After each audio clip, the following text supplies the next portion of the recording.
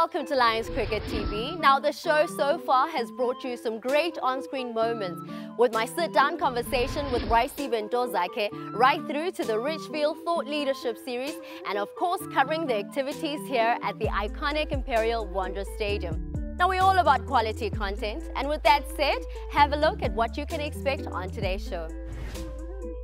On today's lineup, we make 5,000 hamburgers for Heritage Day, we highlight the blind cricket exciting finals, and we also shine a spotlight on the amazing people that work for the Lions cricket franchise. Heritage Day in South Africa is a day to celebrate our different cultures, traditions and beliefs. But for other people, it's an opportunity to give back to the needy.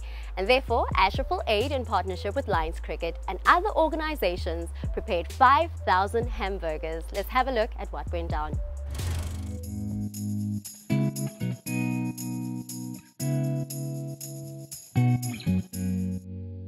This is an extremely exciting environment to be in. We're at the Wanderers here in Joburg, and as you can see around you, the surroundings are quite exciting. Everyone's having a good buzz in putting an activity like this together. Today is a wonderful initiative in partnering in with Ashraful AID. We're able to cook 5,000 burgers today, 5,000 burgers that can go back into the communities, back into the hands of those in need. A burger is a luxury for most of us. Today that burger will go to giving someone a meal, and at least 5,000 of those individuals that are affiliated to Central Gauteng Lions will go to bed with the meal today.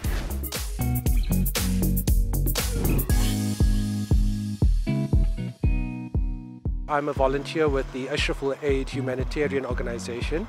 It's a global humanitarian organization which works across 135 countries globally, and some of the key activities involve disaster relief, famine alleviation and poverty alleviation. Today's initiative is a collaboration between the organization and a few organizations to really do something to uplift the spirit of the underprivileged. We know that challenges that people face, the economic difficulties that people are going through. We've seen, with COVID and with the looting. And as an international humanitarian organization that's on the ground across South Africa in the most challenging environments, we see the suffering and the difficulties that people are going through. And one meal, what an impact it does. We've been to so many places and where people just don't have food. And it's organizations like Ashraful AID that's on the ground helping and assisting people. The Bribe for Charity initiative kicks off Ashraful AID's annual Donate a Plate campaign, which supports the UNICEF global goal of zero hunger. Part of this collaboration with the Lions and a few other sponsors today is really to evidence the fact that anyone, absolutely anyone, can get involved in trying to do something special for the underprivileged. And Ashraful AID really provides that kind of opportunity for volunteers, regardless of creed, color, or denomination. It's a great organization to sign up to if you want to make a difference and really give back to society in some form or the other. Well, it's important to form partnerships with people, especially organizations like Ashraful AID that does a lot of charity work helping the underprivileged. I think everything in life is about partnerships, and the better they are, or the more partnerships we have, the better life will be. Certainly as brand Lions, we are wanting to not only produce good cricketers but good people that put the communities first, and today is representative of that. And thank you to our partners Ashraful AID, to all the volunteers, to all the team members, to all the players and everyone who have come out today to cook these burgers and to celebrate a beautiful Heritage Day here in Johannesburg, and a day to truly be proud to be South African. On behalf of Ashraful AID, we would like to thank you and thank all our volunteers and our sponsors for making a difference in the lives of our communities. Thank you very much. Although COVID restrictions has limited the size of the Bribe for Charity, Ashraful AID hopes to grow this initiative into an annual event across the country in years to come. The Blind Cricket Africa T20 final took place on the 7th of October between the old rivals, the Titans and the Lions. And of course, the boys walked away with a 47-run victory over the Titans. And I sit down with Isaac Vida to talk about that final and of course the intricacies of blind cricket. Let's have a look. The final, it was like a derby. You know, there is always a fight between the Titans and the Lions. We played with them just before the tournament, just a warm-up game, and then they gave us problems. So they were having that hope that actually they would beat us on the final. But then we knew exactly that we planned accordingly. We've been actually planning accordingly since. It was one of the best finals ever. My performance alone, honestly speaking, it was one of the special ones also. Just imagine for me doing a lot of things inside and also playing, like sometimes it's very, very hectic. So mentally it needs me to be more strong. So on the day, I was on top, which is I enjoy the moment. The rules of blind cricket are based on the standard laws of cricket with a few modifications. All players are registered blind or partially sighted, and of the 11 players in the team, at least 4 must be totally blind. It's almost similar with the normal cricket. The difference just there and there. We're having actually 3 categories, which is we're having totally blinds. Those guys actually who can't see at all. Those ones you see them by wearing block-up glasses. And then we're having partially blind ones, those ones who can see just a bit. And then we're having also the partially sighted ones, those ones who can see stronger than the partially blind ones.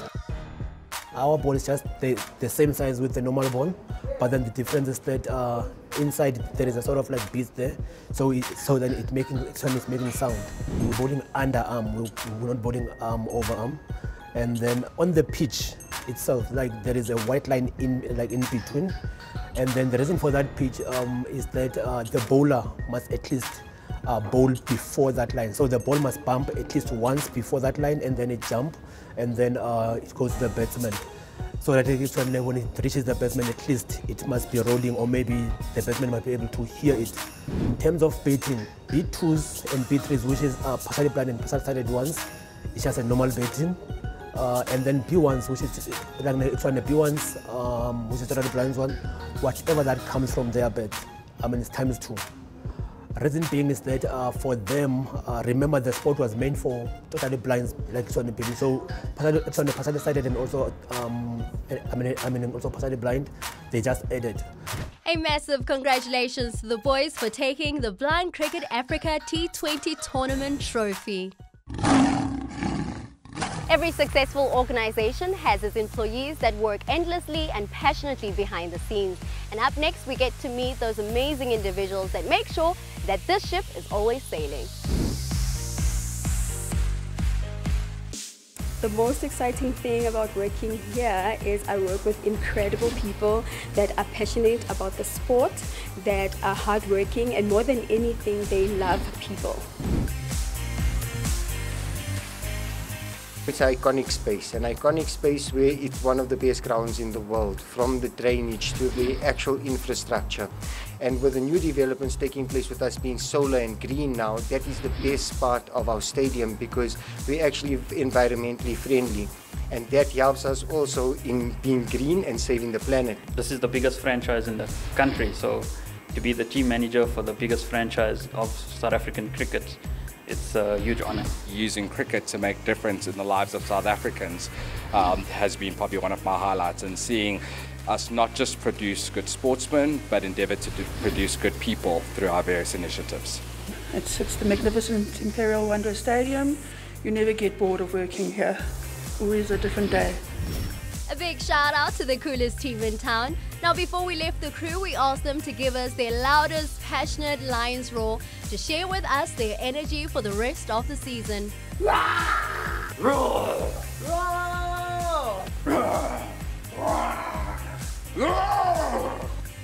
With the ladies and men's team taking care of things on the pitch, the backroom staff are responsible for keeping the lights on and maintaining the Imperial Wanderers as an iconic destination. From preparing 5,000 hamburgers right to meeting our Lions cricket staff and of course hearing that passionate Lions roar. What a great episode it was, and I hope that you enjoyed it as much as I did. Remember to hit us up on all our social media platforms, as we would love hearing from you. It's at Lions Cricket, and of course the hashtag is hashtag the pride of Josie. From me, Lesego, I'll see you guys soon.